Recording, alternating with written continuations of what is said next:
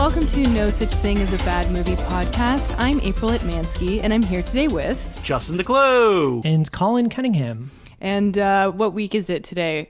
Week 4 of the quarantine? I think it's week 5 of quarantine, yeah. But who knows at this point? At this point, it's like... It's been a month. I'm so bored, and all the days are just blending together. I'm a little bored, but you know what? I'm okay. I've been doing puzzles, watching a lot of bad movies. What have you been doing, Colin? Oh, I've been making escape rooms for us to figure out. No, have you? I'm actually building a lot of stuff. Well, I was in my garage, like cutting wood and building some bed frames and stuff like that. Yeah, you're like, I'm building a bed frame where serious. We can sleep forever and never have to get out. Yeah, I've been doing a lot of that stuff, and there's like little odds and ends around the house. Playing a lot of video games. I got this video game called Control, which is really cool. You beat that in like 4 days or something. It's really good. You guys are like in the epicenter of the virus as well. Downtown. Yeah. All those zombies walking around all infected. As we said last episode, I don't leave the house unless I have to. I don't like walking around because there's too many people. But I got the new Animal Crossing for my birthday. It was a gift from Colin. And that's a great time waster. It's a very, very cute game. That everyone's been talking about it, I know. It looks very cute and I don't know, just relaxing. Like, it is very relaxing and cute, but I'm at the beginning, like I'm limited to what I can do. I can't wait to get further into it so I can like build more stuff. And so you can like time travel and stuff? If you want to, yeah, but I don't, because that would be cheating. You don't believe that. What about you, Justin? Just watching movies, writing stuff, same old. So basically what I was doing before quarantine. Now I can't go out to see movies or go out and eat junk food. So I eat a lot of junk food at home. I know. I follow you on Letterboxd, and I feel like there's been an increase in the amount of movie reviews, but it could just be my perception. Oh, yes, there has. I think I've watched 354 movies this year already. Yes, 354. Wow. Oh my God. That's like... more than almost a movie. It's more than a movie. Yeah, it's like 276 of them in quarantine.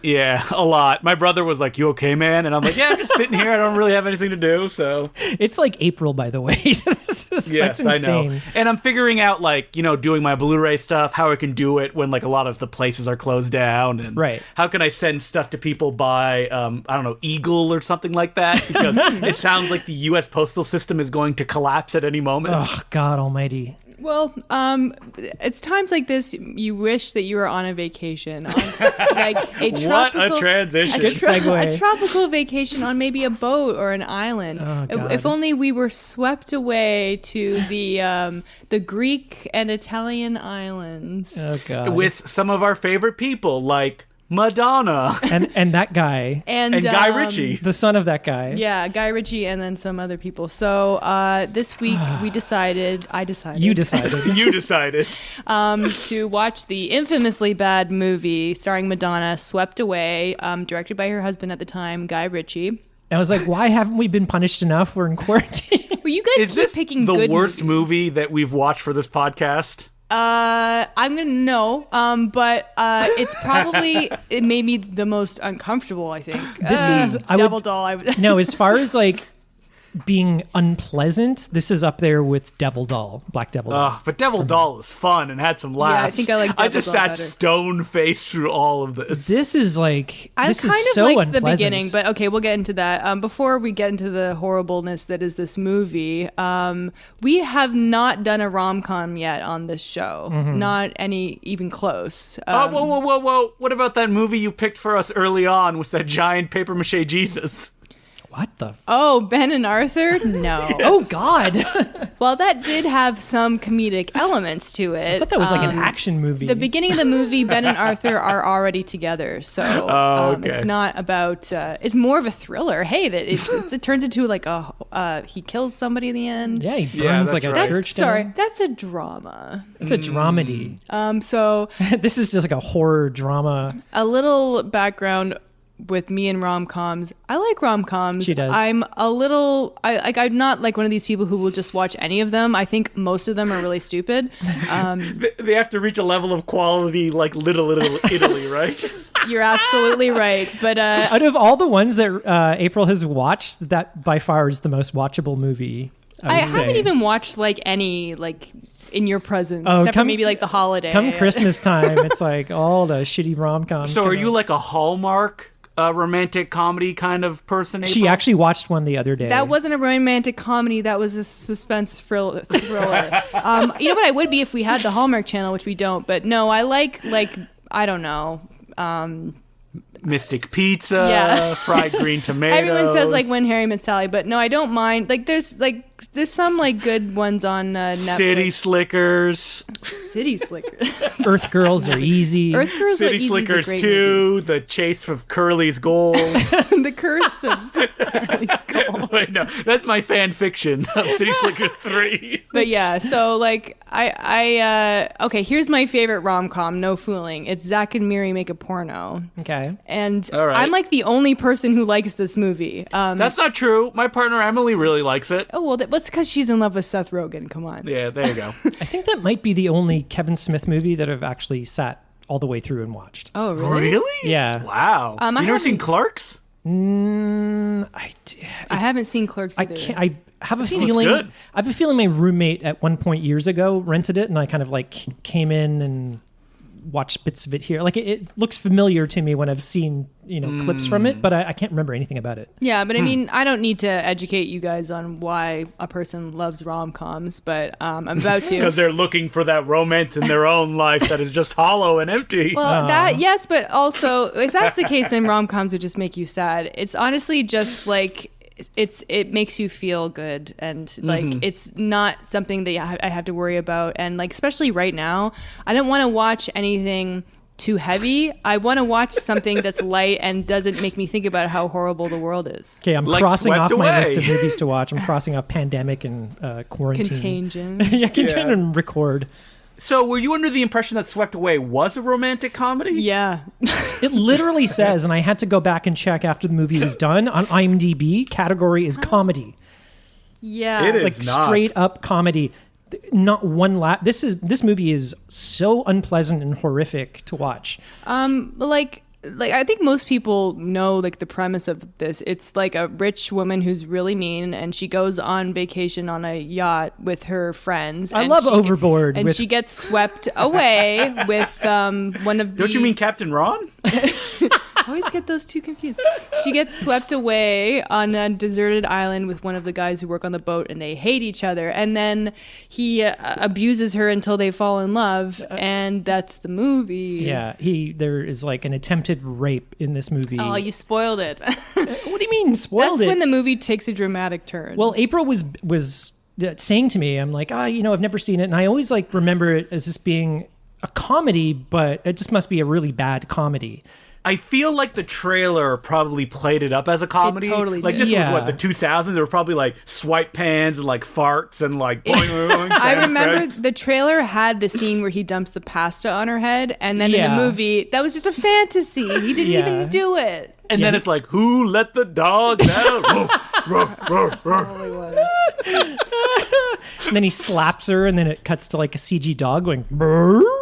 Yeah, like Madonna's eyes pop out of her head. Oh, God, this movie. So this was a Guy Ritchie movie, and this was, I had to look it up, but this is right after Snatch. Yeah, whoa. So all those bros with like Lock, Stock, and Snatch posters on their wall, they're like, can't wait to see what he does next for his trilogy, man. Yeah, and they're already putting up like, Swept Away posters. Hey, I liked Snatch. I owned it on DVD. No, they're terrific. I love Snatch, yeah.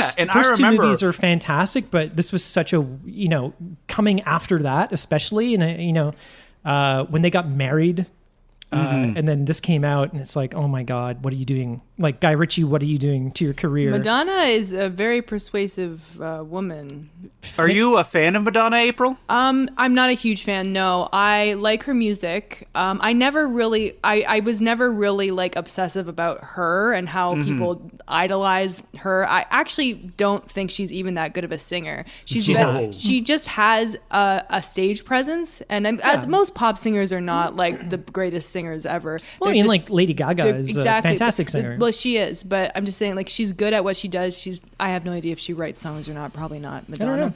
No idea. But she's fantastic in music videos, and we'll get to a part in the movie that reflects this. Oh my God. But I don't really care about her as a person, and I think the fashion that she does is good, but she can't act at all. She's a terrible actress. She's so bad. This is my first. Well, she's bad in this movie. What is she good in? She was in some earlier films that the titles, it's like Suddenly Suzanne was one. Suddenly Susan. No, yeah, that's right. Suddenly Seeking Susan. No. Yes. Suddenly Susan was a sitcom with Brooke Shields. Desperately Seeking Susan. Desperately Seeking Susan, yeah. She was in, and then Shanghai Surprise with famous with asshole her husband Sean at the Penn. time. I haven't seen any of these movies. She was in Dick Tracy. Whoa, she was in Shadows and Fog, the Woody Allen movie? Oh, that's right. I saw that in the theater with my mom, by the way. Was she good? I don't think so. Yeah. I'm thinking back and going, no. She was in an Abel Ferrara movie. I forget what it was called. Oh, that's right. And Abel Ferrara and her hated each other. It was one with Harvey Keitel, and it was about making movies. Yeah, that's right. Wow, that sounds painful. Although I'm kind of interested to see it now. And Body of Evidence. Remember when Basic Instinct came out and it made Sharon Stone a huge star, and then Madonna was like, "Yeah, I want to, show my." How are we forgetting League of Their Own? Oh yeah. Yes. To be honest, I actually haven't seen that. I haven't seen that either. I haven't seen Evita either, and I like musicals. Evita. But I feel like she would be good in a musical because she's mostly a singer. Yeah, she's not talking. Yeah, she can do theatrical stuff. It's weird. It's like my first note. I'm just looking at my notes on my iPad, and the first one is she's terrible. Right from the get-go, you can just. She is so bad. Well, her character is terrible. No, she's a bad too. person, but her acting is terrible. Yeah. But man, she's ripped, Colin. Jesus. Her body of evidence is it's upsettingly it ripped. Attracts your eye, I'll put it that way. I remember very clearly Guy Ritchie, when they were getting a divorce, saying that every night it felt like laying beside a piece of meat. Oh yeah. I think he said jerky or something like that. Oh, yeah, that's awful. Well, it is awful. She's a gymaholic, and you can tell in this movie. But they even work it into her character. Like the first thing she asks for when they go onto this boat, basically, is where's the gym on this boat? And she's always seen working out. And yeah, you have to think that has to be somehow informed by Madonna herself, right? Well, how else can you explain when she's in a bikini? Her arms are. Embarrassingly huge compared to any of the men. It's hard to explain. They're not huge bodybuilder huge, but they're not normal. They're toned. Yeah, but they're extra toned. There's zero fat, and her biceps. Looks like she has zero body fat. There's a scene, I think she's just sitting at a table for dinner or something, and her arms are exposed, and she has veiny biceps like Schwarzenegger or something. And I feel really bad saying all this, but it attracts the eye. And yeah, it's kind of like Hulk Hogan-esque. Yeah. So there's other people at the beginning of this movie who are much better actors. Bruce Greenwood. We got Bruce Greenwood. Who doesn't love Canada's own Bruce Greenwood? He's Canadian. Anytime he shows up in a movie, I think he is, isn't he? Yeah, he is. I don't have know. a feeling he is. He's so nice. He's got to be. He's a beautiful, foxy man. God, he's so handsome. And he looks like 10 years younger than Madonna, which he may have been in this movie. Who knows? It's weird because this movie is 2002, and we saw him recently in Gerald's Game on Netflix. Mm-hmm. He looks the same, and he's so ripped in Gerald's Game. It's those Canadian genes, Colin. Oh, God, Bruce Greenwood, the poor man's Dennis Quaid. He is so handsome. And in the Gerald's Game, he's not wearing a shirt for the whole movie. That dude is buff. He's like a corpse. And that was almost 20 years ago. What, Swept Away? Yeah, it was 2002. Yeah. So he plays Madonna's husband, and then we have two other couples. We have some guy we don't care about, and his young, dumb wife, played by, what's her name? Elizabeth Banks. Elizabeth Banks, who is in Zack and Miri. Very, very young Elizabeth Banks. Yeah, but she's good. It's the writing of her character that I find offensive. She kind of plays this young airhead that he's with. And she's doing it good, but it's such a it's written broadly. It is, yeah. She's just I'm stupid. She doesn't say that, but the other characters literally say, she's stupid, isn't she? And then we have some other no-name actor. Jean Triplehorn. His wife, Jean Triplehorn. Yeah, with... I like her. Speaking of Basic Instinct. Oh, yeah. Every time that Madonna was on the screen, she looks so much like Toni Collette. It's true. I didn't think it until you told us that. Yeah, you sent us that picture. It was so funny. Like Toni Collette now. Yeah, Toni Collette now. Well, I checked. Madonna was 44 when this movie was made. Okay. Oh. So like 20 years younger than me. But yeah, the other three big name actors we just mentioned are doing good in this movie. And I checked. It's 30 minutes exact. This is an hour and a half movie. It's 30 minutes exactly until they get swept away. Okay. April, it sounds like they're on trial, like the other actors, and you're like, please don't kill them. They did the best they could. I know. I was shocked that these actresses and actors were even in this movie because I had no idea. You know, they were probably thankful they were only in the beginning and the very end. Well, you didn't mention Adriano Gianni, who is the person that gets swept away with Madonna and is the son of the guy who played that role in the original film. Giancarlo Giannini, and people would know him from the Daniel Craig Bond films. He was in the first two. That's the father of the guy who's in this movie. Now, want to talk a little bit about the original movie? He played the role in the original, and people would know him from Hannibal as well. He was the Italian police detective.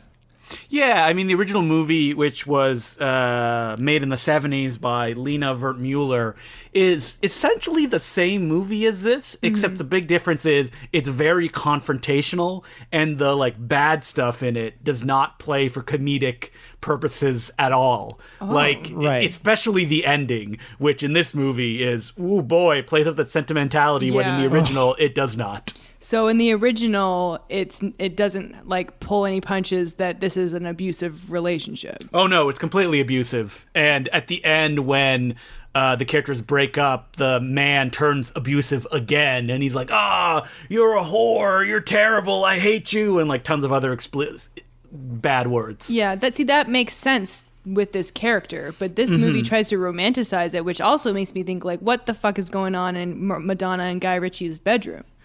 It's very strange. You know, at one point throughout the movie, I was thinking, I'm like, was this at the beginning of the relationship, Guy Ritchie and Madonna, or was it at the end? And I just wrote down a note that just says Guy Ritchie hates Madonna because it's the only thing that could explain this. I'm like, this is his way of getting back at her, torturing her and humiliating her. It's so humiliating and degrading the way she's treated in this movie. And so my favorite part of this movie is an EW segment that I saw when the movie was coming out.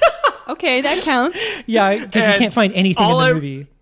All I remember is that Madonna's like, yeah, Guy Ritchie got really fat while making this movie, and then it cut to a montage of like Guy Ritchie taking snacks. Oh my god! In that like 2000 style way, where it's like fast forwarded and like jump cuts. Oh my of god! Him just snacking away. So it was awful. Even as a child, I was like, oh my god, this is bad. So EW loves Madonna so much they're willing to just play into this narrative and just play shots of him eating. So she was body shaming him.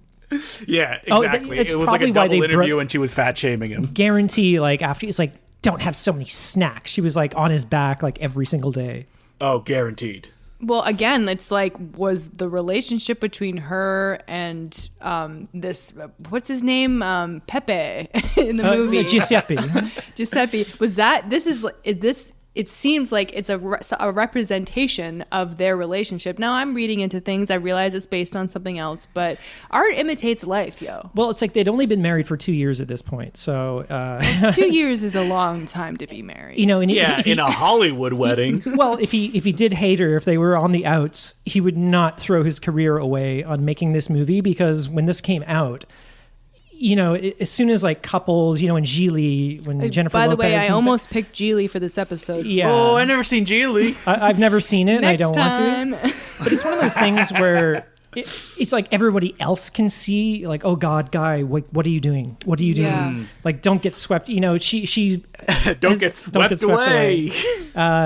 You know, she's made it very clear that she's wanted to become an actress, and I mean, she was an actress before this, but not known for her acting necessarily. Not known for being a good actress. She's known for being a terrible, terrible actress. But I think that, I mean, to try and put my mind into what Guy Ritchie was thinking, like, he probably just thought, I can put out a movie starring Madonna and it will be successful because she's she's the biggest star in the world, you know? And he was clouded by her fame. I got a good laugh because I looked it up on Wikipedia, and this movie made $1 million.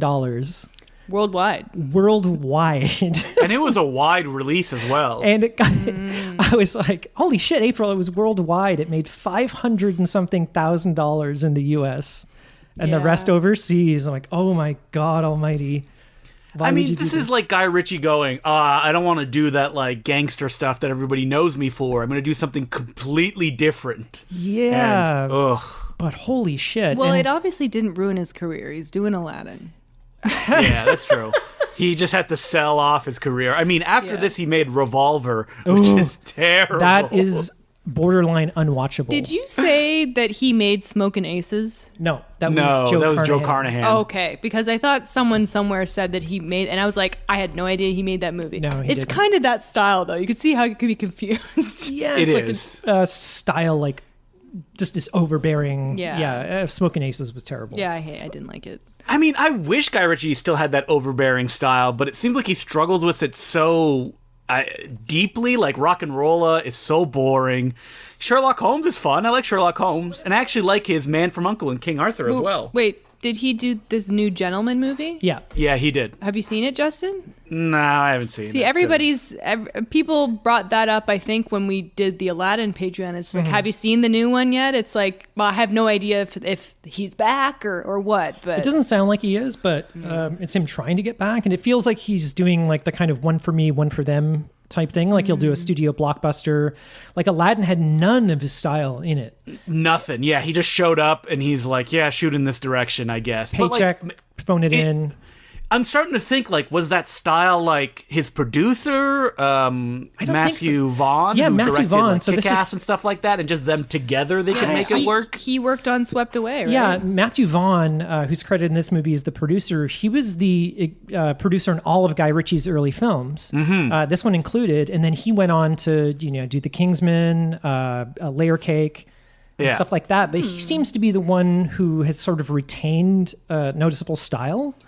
I don't like Matthew Vaughn films very much, though. And I don't it's weird either. that when I watch them, I'm like, there's something missing from these, and they never work for me. I think the only one I saw was Kick-Ass, and I also did not like it. But I do appreciate that it has style. He's got a particular style that just it doesn't gel with me, but Layer Cake I actually liked quite a bit. I like Layer Cake a lot, too. It's like Guy Ritchie, but serious. Yeah, and that was the movie that landed like Daniel Craig the Bond role, and you can kind of see it. I've heard good things about Layer Cake, although I have not seen it. It feels kind of like a Guy Ritchie film, but just sort of a little bit different, like reeled in. I think so, yeah. But and people love those Kingsman movies. Maybe they're not I haven't seen them, but the fact that they got a sequel is a huge indicator. Two sequels. There's a prequel with I Ray forgot Fiennes, about that. Yeah, The Kingsman or whatever. The Kingsman. Yeah, yes. Which is like a throwback. It's like set in the early 1900s or something like that. I don't know. I mean, nobody liked the second Kingsman. That trailer. April and I went to see. We went to see it, and they played the trailer for Kingsman 2, and it was so obnoxious. So I wanted to run up into the projection booth and just rip the camera, the projector. Yeah, we were laughing at it, but I haven't seen it, so I'm not going to judge a movie I haven't seen. But again, clearly there is an audience for that. But and I don't besmirch him for doing well, Matthew Vaughn. No, but it's like Guy Ritchie. It's like he sold out, you know? I think it was to a point where his films just weren't I don't know if he just lost his style, would make bomb after bomb. And then with Sherlock Holmes, that was his sort of comeback. Like, I'll do a studio film that made a lot of money. And it's just kind of sad. I know it's just sort of like you have to get back in the race somehow. And I'll do a bunch of hits. Like the both Sherlock Holmes movies made a lot of money. I actually like his first Sherlock Holmes movie. It was pretty good. I'm not a fan of whatever, Robert Downey Jr. in that role. Oh, I thought you were going to Jude Law, because there's no one Colin hates more than Law Jude. What? You're always running around going like, friggin' Jude Law, I hate him. What? I Really? love Jude Law. He's in The Holiday. That's the joke, is that who hates Jude Law? Nobody does. Jude Law his wife probably. Oh yeah. Oh wait! Is there some bad dirt about Jude? Yeah, Yeah, he he- banged his nanny. He cheated on his. Wasn't he married to like Sienna holiday Miller? style, or Yeah. I don't know, some rom-com.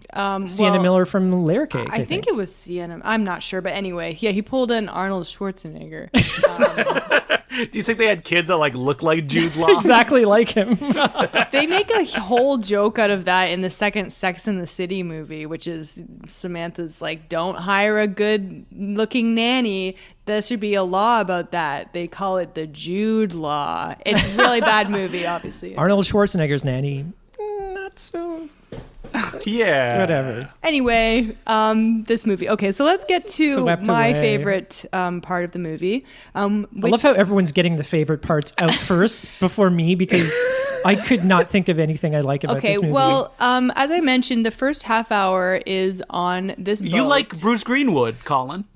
Who yeah, doesn't? You could say that. Everybody likes Bruce Greenwood. Well, I actually liked the stuff on the boat. It was a bigger cast, and they gave it time to breathe. It wasn't like they were just like shipwrecked like immediately. Mm-hmm. And I love how she's like walking down this like piazza, and she's just like, man, I hate everything. Meh. And then they show her this boat, and it's like a it's like a cruise ship. It's huge. Right. And she's like, this is where we're staying. It's humongous. It's got a chimney. It's like a smokestack. And she's like, oh, it's a rickety old boat. Whoop, my pop stopper just fell. I warned you. But yeah, so she's a lot hard to take at the beginning of this movie because she's just awful, and she's supposed to be. But she's an awful character, and she's That's what I meant. a terrible Yeah. actor. Yeah, so it's a both, but like It's lose-lose. I don't like Giuseppe either. He's a jerk, and we're meant to sympathize with him, and I don't like him that much. But it's like, okay, she's being way too extra, and he's just trying to. I sympathize with him at the with her. beginning because every single one of these characters on the boat are horrible people. Bruce Greenwood's okay. He's fine. And What is he, Elizabeth Banks and Janine Triplehorn is like popping pills. There's like this fun, like, But they're all these decadence to it. Vapid, horrible, self-centered people. I agree. But there's a point, like, kind of right before they get shipwrecked, where the boat is like rocking, and like Madonna's like got like a drink, and like everyone's like boozing, and then she like, remember she meets like Giuseppe in the hallway, and he's carrying a big fish, and she's almost like there's like something between them, you know, because she's so wasted that she's being not a horrible bitch for the first time.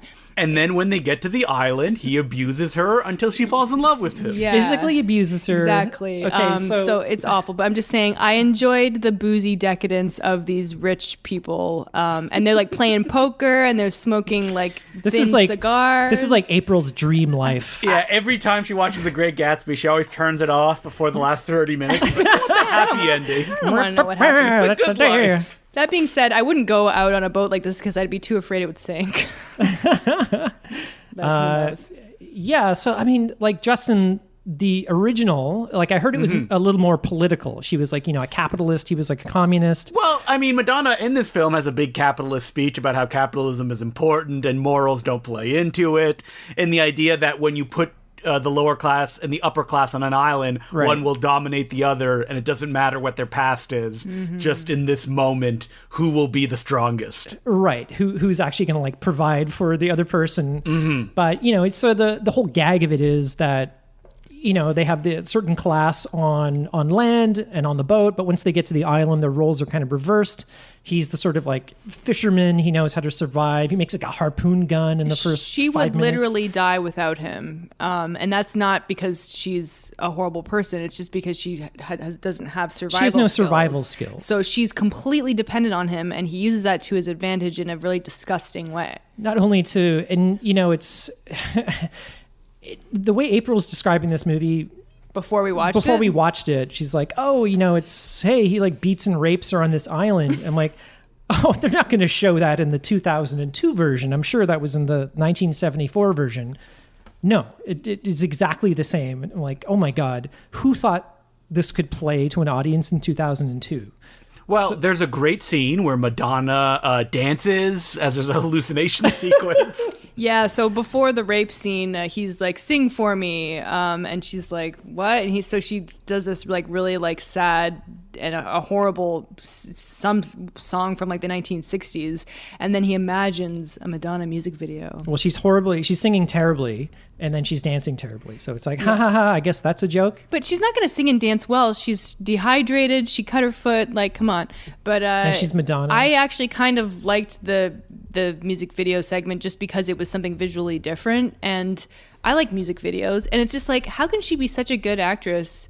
Sorry, how can she be such a bad actress but be so charismatic in music videos? That's her thing, music videos. Yeah, I just don't know. And it's like, I think the most disturbing part and what makes this movie sort of like very unpleasant is that she's not capable of sort of emoting anything other than this sort of weird blank stare. And disgust, she can do that. And so you're kind of trying to believe that these people are falling in love with one another, and it just really comes off that he's just taking advantage of her and really like twisting her mind, and it's just really unpleasant. Yeah, and she is horrible to him in that first 30 minutes, but it's not deserved, everything that happens to her, I don't think. Yeah, like Justin, so I mean, he like slaps her at one point, and I said to April, oh, that seemed like a moment that Guy Ritchie wanted people to start clapping in the movie theater. Yeah, I mean, the kind of tone of this movie is so all over the place. Yeah. Like, because once they do fall in love, it's played completely straight as a sentimental story until the credits roll. Like, there's never any break in it. That is insane. But they fall in love right after the attempted rape scene. So it is an attempted rape. So he like attacks her on this like first he chases her, and it's shot like he's a predator hunting his prey. It is shot like the Texas Chainsaw Massacre, like the last scene in that movie. Yeah, and then he like climbs on top of her on this sand dune, and it's shot in extreme close-up, cut with extreme wide shots, so you see everything in this, and no music, and you just hear them struggling, like panting and like breathing. It's so uncomfortable. And after that point, like I felt like really upset and depressed. It totally ruined my good mood. And then he like makes her like beg for it, and so she does, and then he's just like, no, we only have sex when I say. And then later she goes back, like later that day, she goes and kisses his feet, and then they make love. I was in the bathroom, by the way. Yeah, you missed this, thank goodness. But it's treated completely romantically, and then they're just a couple for the rest of the movie. And you know, it's easy to put it on like Guy Ritchie, but this was definitely something that Madonna started herself, I bet. Oh, for sure. Because like she's the big movie fan. Like she loves like Agnes Varda. She's the one who would have saw like a Lena Wertmuller movie. So like from the perspective of her starting the project, I think it's probably more interesting than like Guy Ritchie's taking it out against the rich person. No, I think definitely like what you're saying, and I think she's the most powerful person in the world. It's not like she didn't know what she was doing, but I mean, maybe she didn't think it would come off like that. But I mean, that's the thing. Like, you can shoot something and you can't know how it's actually going to look. No, like she was probably thinking like, hey, I want to test my acting chops. Yeah. I want to do as good a performance as the original person. And I don't know how, like, again, I haven't seen the original, but I have no idea how did it play better in the original?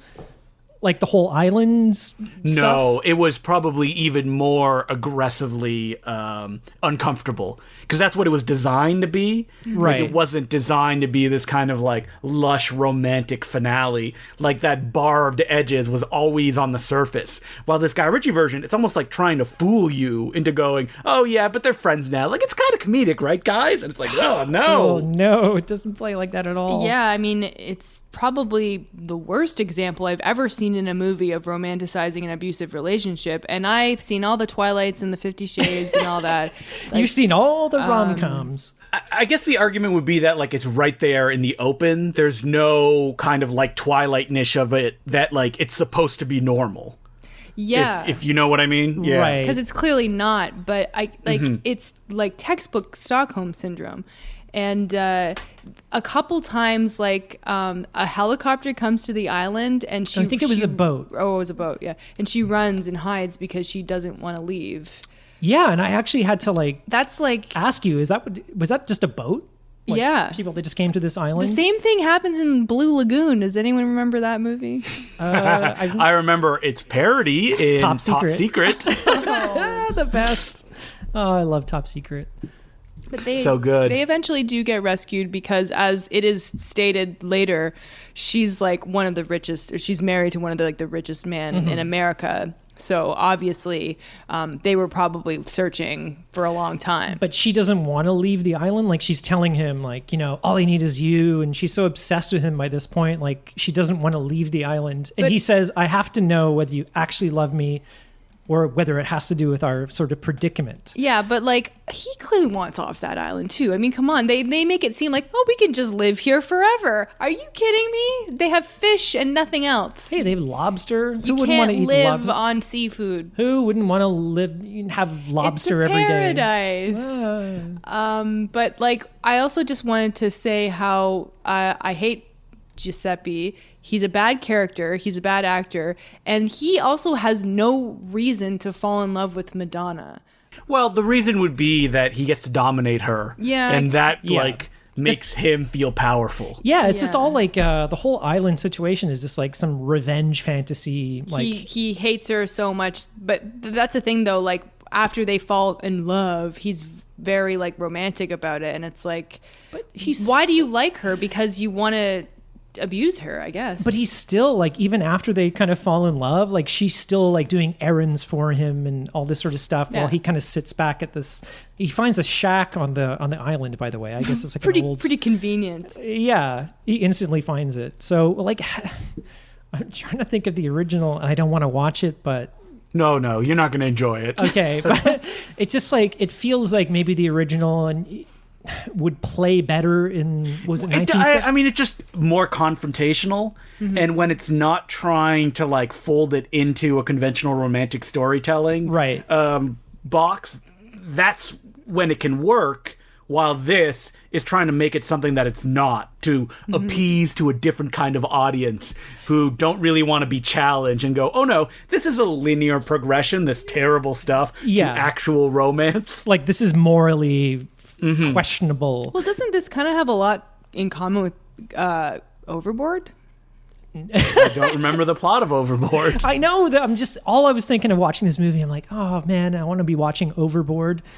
Not the remake of Overboard, but the original. Oh, that's right. I think Anna Faris was in the remake, right? Yeah. No, was she really? She was in the poster. I saw it. But it was the guy was some no-name. I mean, Captain Ron is definitely the superior one, because in that one, Kurt Russell has an eye patch. Anyway, but it's on the opposite eye of Snake Plissken. The plot of Overboard is a rich, bitch gets amnesia, and he tricks her into thinking that she is his wife, and he has all these rotten kids. It's the same premise of sticking it to this rich woman, but then they fall in love. But you know what the difference? That's the plot of Overboard? I've seen that movie. I don't remember it. It's been a really long time. He's like a carpenter, and he works on her boat, and she's a total bitch to him, and he's building a closet for her, a cedar closet and all this sort of stuff. And then she gets knocked or falls off the boat or something like that and gets amnesia. She goes overboard, if you will.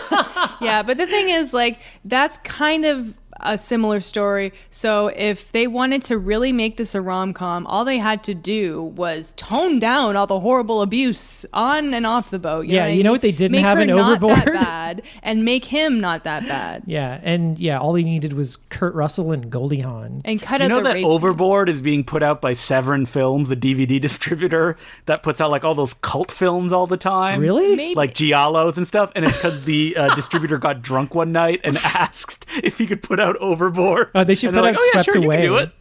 I guess that he was just a big Overboard fan. No, he wasn't. It's just he got drunk one night and somebody was talking about how much he loved Overboard. And he was like, I could put that out for you. He was probably thinking of Swept Away. Speaking of which, and bought the wrong rights. Do you guys remember the scene in Swept Away where they just find a bottle of booze and then they play like charades and there's like a musical montage where they're dancing around? That was laughably bad. Oh my God. Colin, what was your favorite part? Okay, I'm not going to say Bruce Greenwood, but I'm going to say find the location. Okay. This was shot in Sardinia, I think, and it's like beautiful. It looks like a place that you want to go on vacation. It's like this sort of aqua water, and it's just gorgeous. It looks like the Blue Lagoon. And the cinematography really upped the saturation and made it look very bright and colorful. And look, I really, really had to think hard about a positive thing because the whole movie is unpleasant. Watching it is unpleasant. There is nothing good about this movie at all.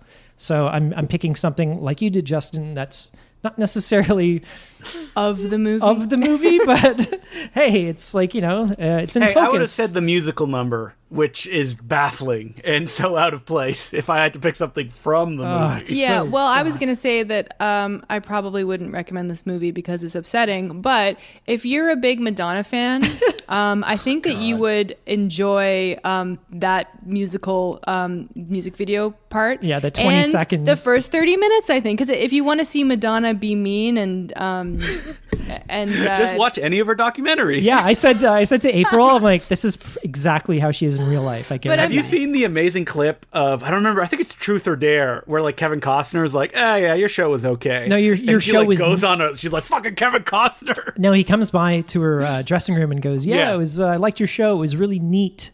And he walks away, and she's like, neat. Who says neat? And they start making fun of him. So she's the bitch in real life. I guarantee 100% she's a huge bitch. But I think that's probably what people love about her. Some people, she's a diva, and there's some people who worship that. So if you have not seen Swept Away and you're a Madonna super fan, watch the first 30 minutes and look up that music video of her dancing around on the beach with like a big band behind her. I'm glad that you're finding the positive in our experience of watching this movie. Isn't that the point of this podcast? It is. What struck me as really weird is at the beginning when they're on the boat, and then Giuseppe would go back into the kitchen and he would talk with like the kitchen staff and like the captain about, this woman is such a bitch. And then they would do these like wacky kind of whip pans. There's a Guy Ritchie classics. Yeah. And boy, they did that like once and never did it again. Nope. And it was every time he went into the kitchen, it was from a different movie. The thing is, like, if you're going to do that just once and never again, just don't do it because it's confusing. The tone is just like so all over the place. I'm like, wow, God. Guys, you need to get this DVD. I hear there's a commentary with Guy Ritchie and maybe Madonna. Oh my God. There's not, is there? Yeah, there is a commentary. I don't think Madonna is on it. It may be him and his producer, Matthew Vaughn. I wonder if it was... And that is famously, they do the worst commentaries of all time. I'm checking right now as we talk. It is Guy Ritchie and Matthew Vaughn. Oh, I wonder if it was like recorded at the time. Wait, why is the commentary so bad? They're just boring. They always try to do commentaries before the movies come out, so people don't complain about the success or failure of their movie. Yeah, I hate those though because they're always like, I hope people liked this, but I hope people like this scene. I hope that this comes off okay, and it's just like, it's a little weird. Best commentaries: Kurt Russell and John Carpenter. That's right. For what? They're hilarious. Which they did multiple ones. Oh yeah, Big Trouble in Little China. One for The Thing as well. But it's just like two friends, and like Kurt Russell has an amazing laugh, and he's on the used cars commentary. Cackling. Kurt Russell is just like busting a gut the entire time as well. Yeah, everything is hilarious. What's to him. Used Cars? Oh, it's like an early Robert Zemeckis film. What? Yep. It's Robert Zemeckis' second film. It's really funny. It's kind of like Raising Arizona. I've never heard of this. Yeah, it's pretty funny. Maybe we should watch it. Anything with Kurt Russell in it, I'm down. He's great. Their commentaries are so fun. So anyone have any final thoughts on Swept Away? Do not watch this. Don't watch this movie. Well, I already kind of gave my recommendation. You're already in quarantine. Do not watch this movie. If you qualify for those things I said earlier about whether you would like this movie, it's on iTunes and you can rent it for, I think, $5 or $6. Again, do not rent this movie. I'm putting this in the Black Devil Doll from Hell vault. Yeah, but you know what? Oh, no. I highly recommend Black Devil Doll from Hell. We watched, I'd recommend it over this. Full discretion, we watched Black Devil Doll again after the podcast because it was on a stream that we were watching, like a New Year's Day stream, and we watched the whole thing. Yeah. So, if I saw like Swept Away playing on some stream, I would literally just close that window. Yeah. And berate everybody in the chat and then leave. No, I'd throw the TV out the window.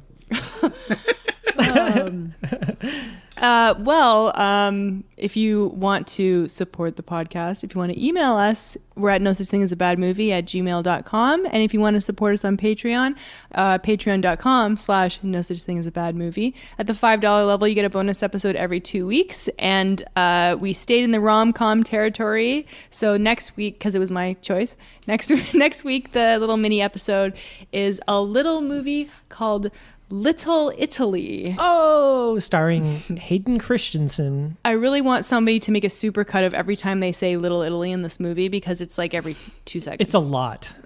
It's a lot.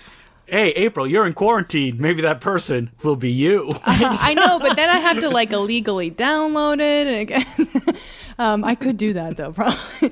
Wait, I shouldn't say this on a podcast. Do not admit this on a podcast. I'm going to cut that part out. Your Honor, Exhibit A. And if you want to tweet at us or follow us on Twitter, we're at No Such Thing Pod.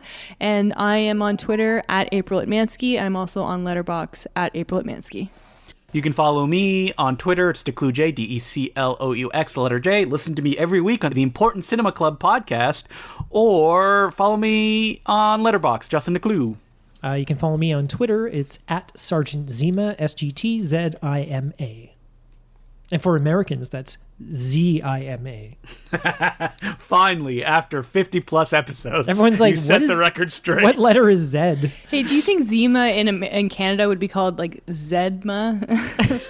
Like Zima the drink? It's like that in New Zealand. Zedma. Zed top. Well, that's it for this week. Thanks for listening. Thanks for getting swept away with us. I'm April Atmansky. My name's Justin DeCloux. And I'm Colin Cunningham. And remember, there's no such thing as a bad movie. Except this one, because it was fucking terrible. Shut up.